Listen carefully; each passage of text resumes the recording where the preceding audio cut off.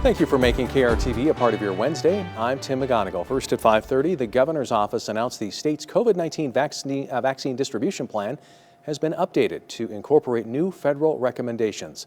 The updated plan now includes an estimated timeline for vaccine distribution within each phase. Phase 2, in which all Montanans will be eligible to get the vaccine, is estimated to take place late spring to early summer 2021. The office said nearly 17,000 Montana frontline workers have received the COVID-19 vaccine in the first and current stage, Phase 1A. The updated plan will also expand that phase to include additional healthcare workers with direct patient contact, such as dentists, physical therapists, and more related fields. The Department of Public Health and Human Services says they are excited to be able to begin rolling through the phases. That's an exciting component where we can actually see our work come together. So I think all the work now is beginning to pay off as we move through these phases. The one thing that we've learned is to be very flexible in what we do. We can plan and then our plans change, and that's just the nature of the process for us. The next phase is expected to begin in mid-January. To view the full plan, a direct link is posted on our website. Residents in Montana VA's Miles City Community Living Center have received their first dose of the Moderna COVID-19 vaccine. MTN's John Riley caught up with some of the veterans to get their take on the vaccine. The VA's Community Living Center in Miles City is the only VA nursing home in the state. They care for a number of patients with different conditions, but one common trait is all of their conditions make them more at risk for serious complications from COVID-19. I have COPD, which is a breathing problem. And so if I did get the virus, I don't think I'd be around very long. Marine Corps veteran Roland Bannister said he was happy to get his first vaccine dose on Wednesday, along with other residents. Bannister noted the shot made him a little tired, but wasn't bad, especially considering it means the eventual return to some normalcy. Just being able to jump in my car and go someplace without having to worry about maybe being, getting the virus. Yeah, that's the biggest thing. A lot of the veterans getting vaccinated indicated they were doing so not only to protect themselves, but out of a sense of duty to protect others. I can't see why a person wouldn't want to take the vaccine. Anytime you get vaccinated against a disease, all you're doing is taking a precaution against getting sick. And I've had enough injuries and stuff that I can tell you it's not fun recuperating from things. You're not only protecting yourself, you're keeping yourself from getting it and spreading it to other people. Residents of the VA's Community Living Center in Miles City have been on lockdown since the beginning of the pandemic to protect the vulnerable population. Nurse manager Jennifer Kransky says the veterans in her care have been inspiring examples of exactly what it means to serve your country. Every time we walk in this door, we have the honor to serve those who served us. And that's the way we have to think about it. Staff at the VA hope that in the coming months, if people have questions about the vaccine, they reach out to their primary care provider and think of the generations who are most at risk. Reporting in Helena, John Riley, MTN News. A composite of state and local health department data shows the number of coronavirus cases in Montana approaching 82,000. More than 5,300 cases are active. 10 more deaths have been reported since yesterday, bringing the total to 989.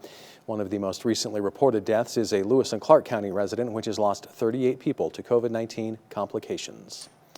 Scattered snow showers are in the area, and meteorologist Grant Garland is here to show us who is seeing some of those snowflakes. Grant? That's right, Tim. We are looking at snow scattered in the central and north central Montana. Let's take a better look at that. I'm going to go ahead and zoom on in. We're going to see where we're looking at some of those stronger snow bands lining up towards Cut Bank as well as Shelby and Conrad. Also, we're going to see that we're looking at some snow showers also in and around the capital. Not quite so much, though, in Helena, but Nyhart, north of White Sulphur Springs, also looking at Deer Lodge, Drummond, and Seeley Lake, getting in on some snowflakes. Temperatures right now, though, well above freezing for us here in the Electric City at 38 degrees, 31 in Helena, 36 in Cut Bank, and freezing in Lewistown. And with our winds right now, 27 miles an hour in Cut Bank, so hold on to your hats for us. It's definitely is a breezy day, and we're going to be looking at some really breezy days ahead of us. As we go throughout the night, we will see temperatures only be able to drop down to the mid-30s, all thanks to that wind and cloud cover, with temperatures overall right around freezing for us here in the Electric City. Now, like I said, very windy days are ahead of us, Tim, and we're going to talk about that soon. But for now, back to you. All right, thanks, Grant. The cause of a fire that killed a Great Falls man on Monday is being ruled undetermined. That's according to the city's fire marshal. 58-year-old Gary Brockway was found dead in his home on Lower River Road Monday afternoon. When firefighters responded to the home Monday morning, it was fully engulfed. A cat also died in the fire. No foul play is suspected. This coming Monday, the 2021 Montana legislature will be convening at the state capitol. And as MTN's chief political reporter Mike Dennison tells us, this legislative session kicking off in the middle of a pandemic and with a new Republican governor will be like no other. For starters, lawmakers and their staff must navigate how to run a session when many of the people involved for health reasons won't even be in the building, and keep it safe for those who are. Senate President Mark Blaisdell, a Republican from Kalispell, says arrangements are being made so members of the public and lawmakers who don't want to be in the Capitol can take part remotely. Limits will be placed on how many people can be in a committee room to testify on bills. But when it comes to some public health restrictions meant to slow the spread of COVID-19, majority Republicans are not imposing them. Legislators won't be required to wear masks at the Capitol, and it's not clear yet how people will socially distance in the sometimes crowded hallways. My hope is that the Capitol run is kind of open as possible for those that want to participate. I think it'd be very difficult to try to administer a lot of different rules on that. Minority Democrats say they'll be wearing masks in the Capitol, and that the lack of a comprehensive plan puts at risk those who work in the building and maybe others across the state. And our concern is for communities all across the state that can be impacted by bad behavior at the Capitol. We need a clear plan that's safe. Republicans have created a COVID-19 response panel composed of legislative leaders that will meet next week and discuss any plans. Yet, regardless of safety plans, the session gets underway next week, with Republicans holding big majorities and, for the first time in 16 years, a Republican governor, Greg Gianforte. When asked about priorities for the GOP majority, Blaisdell says they'll be focusing on Gianforte's Montana comeback plan to boost the economy.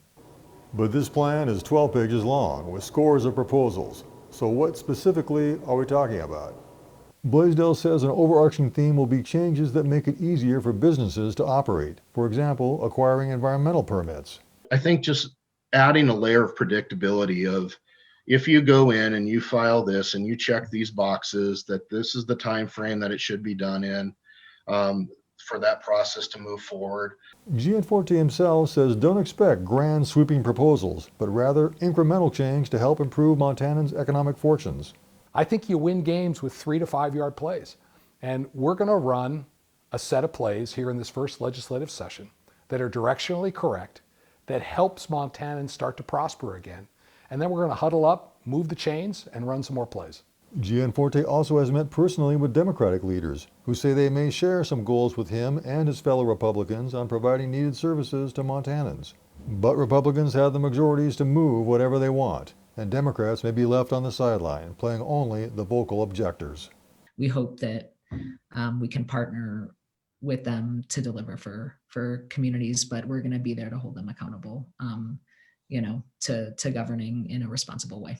And as always, there's the unpredictability of every session, perhaps even more so in 2021, with the cloud of the pandemic still hanging over us. At MTN News, we'll be here reporting on how it all unfolds.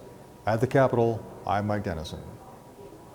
And coming up tomorrow, we take a closer look at the operational details of the session as it gets underway next week. I don't think that if the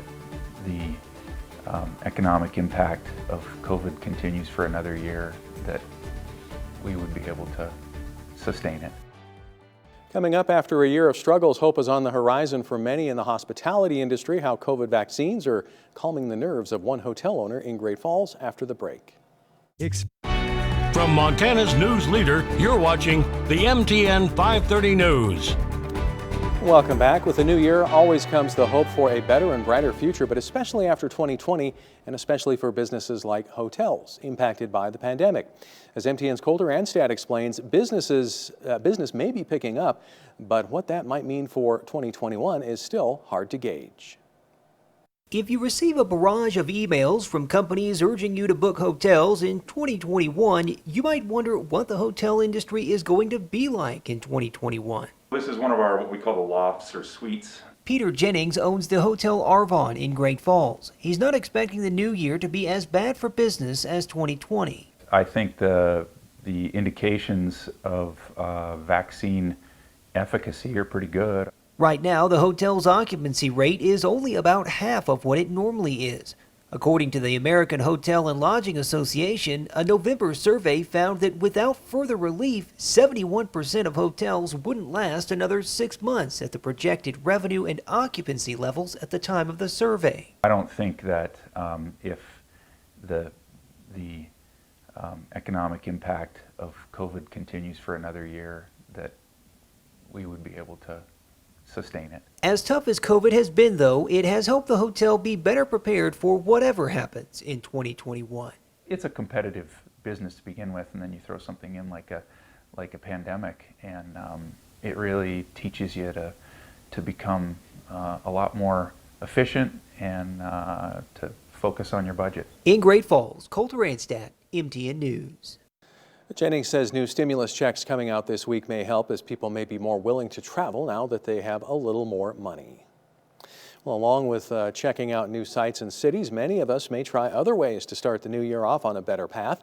MTN's Kaylee Neitzel has more for those looking to save their second stimulus check as part of a financial resolution. 2020 is almost at its end, and that means many are making their New Year's resolutions. One of the most popular resolutions year after year is the goal to save more money. A resolution many might consider making this year after the financial struggles the pandemic has created. But how can you actually reach your goal to save more and spend less? Don't focus on paying down your credit cards as much as focusing on putting money into savings. Because if you keep on paying down your credit card and putting all your money there, you become like a frog in a well where you go down 2 feet, but then you're going to have to come back up a feet, whenever you have an unexpected expense. So by doing that savings, you're going to start being able to break the credit card habit. Saving money can often seem like a challenge when you feel as though your income is already overcommitted. But financial experts say that almost everyone can find a way to trim spending, buy more efficiently, and find more money to save. And with the next round of stimulus checks making their way into people's bank accounts, there's no time like the present to start on your saving goal. To qualify, it's mostly based on your 2019 income. So if your income was less than $75,000 for a single, you'll get it all. And after that, it phases out.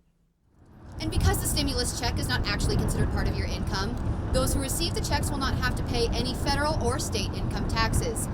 In Great Falls, I'm Kaylee Neitzel, MTN News.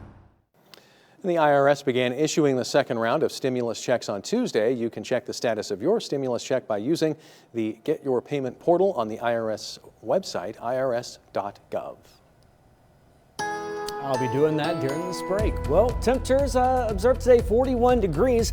Will we get warmer tomorrow or colder? Well, don't go away. Your 7-day forecast is coming up next. Storm Tracker weather starts now with Grant Garland.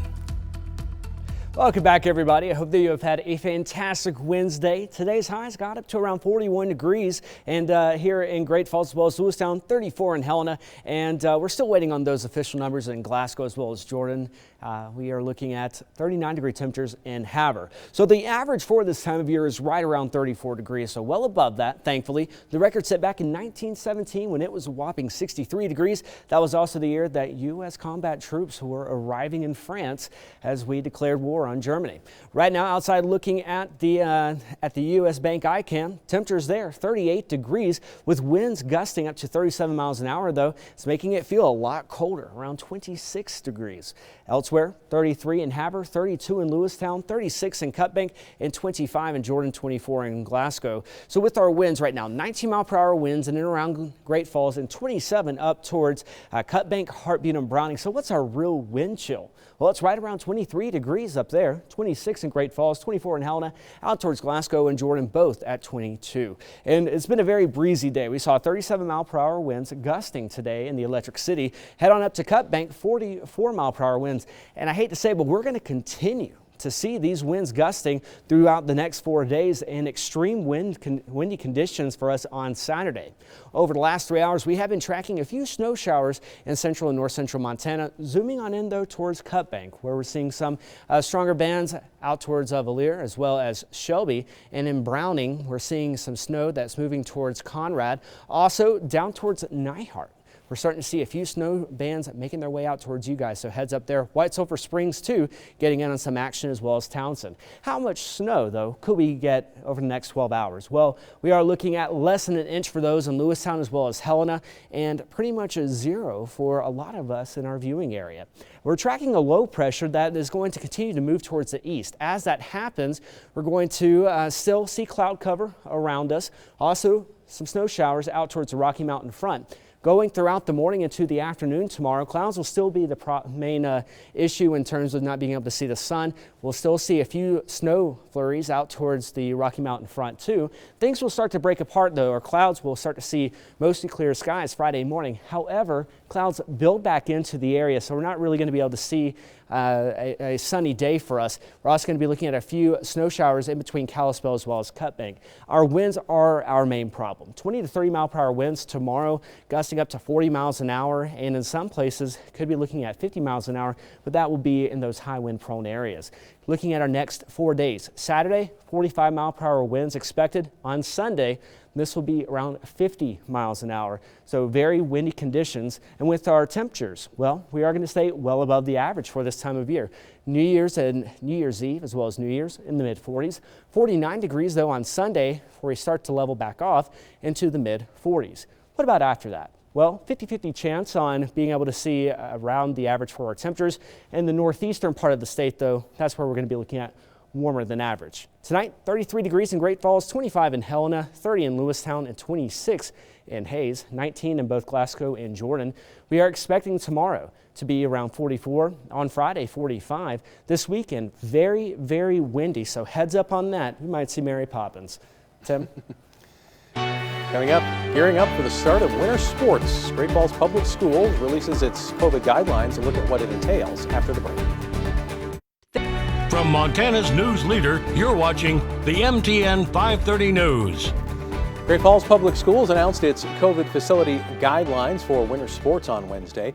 Most of the general guidelines from the fall remain the same, but for the upcoming season, each home and away participant in uniform will be allowed to have 2 guests in attendance.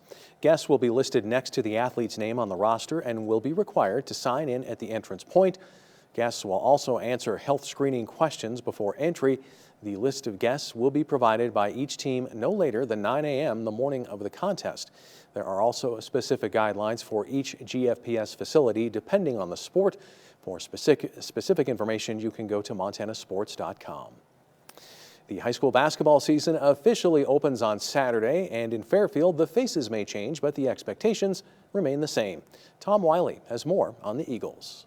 In 14 seasons at Fairfield, Dustin Gordon led the Eagles girls basketball team to 7 state championships, 295 wins, and a state record 120 straight victories in a row, spanning 5 seasons. But Gordon stepped down in the offseason when he was named the superintendent of Fairfield Schools, and stepping in for the legend is another legend. Travis Schenk takes the reins of the program. I got a great relationship with Dustin. We still communicate a lot, and I think it starts in practice here, working our butts off and making sure we're taking care of business in practice and putting it all out there and see what happens. Schenk played for Fairfield when the Eagle boys won a handful of state titles in the 1990s. Then he led the boys program from 2004 to 11. He's been helping with the elementary teams for the past few years, but is excited for return to the prep bench. I feel like he really understands the dynamic of our team and what he's trying to get. And I feel like it's really fitting well with the personalities that we have, and we're all really starting to understand it. And it is a change, but it's a good change, and we're all just embracing it. The Fairfield boys are also in a position to regroup. The Eagles advanced to the Class B state title in March, only to see the tournament called off and be named co-champs, which led to some conflicting feelings for the Eagles. It was an awesome season, being able to make it to the state chipper and then you know, we make it to the state championship and figure out that we can't play. It was devastating for all of us, but we're grateful that we get a banner up on the wall. Fairfield only lost 2 seniors, albeit talented ones like Keely Bake, but they returned the talents to compete for district, divisional, and state hardware. And as the saying goes, players graduate, tradition doesn't. We've been very successful with extracurricular things, you know, students staying eligible, which is the most important part, and then just success on the court. You know, we play as a team, we play as a unit. 1, 2, 3, Eagles! Tom Wiley, MTN Sports. Both teams open the season January 5th at Shelby. And don't go away, we'll be right back. So our winds will be a big problem as we head into the next several days, picking up to 45 to possibly 50 miles an hour this weekend. So heads up on that. Definitely want to make sure that you are keeping your hat's on your head. I got to come up with something different. 33 degrees tonight in Great Falls, 25 in Helena, 30 in Lewistown, 19 though in Glasgow as well as Jordan. As we wake up tomorrow, temperature is going to be right around the mid 30s before they warm up to 42 degrees by 1 p.m. for the Electric City. Overall, a mild day for us all, really. Temperatures well above the average for this time of year. Speaking of which, hey, we're going to be looking at dry next couple of days for New Year's Eve celebrations into the new year. Looks great. Just make sure that you are doing so responsibly. Yeah, I like the baby graphic. I know, right? Just hope for a new year. It's cute. All right, that's all the time we have. Have a great night.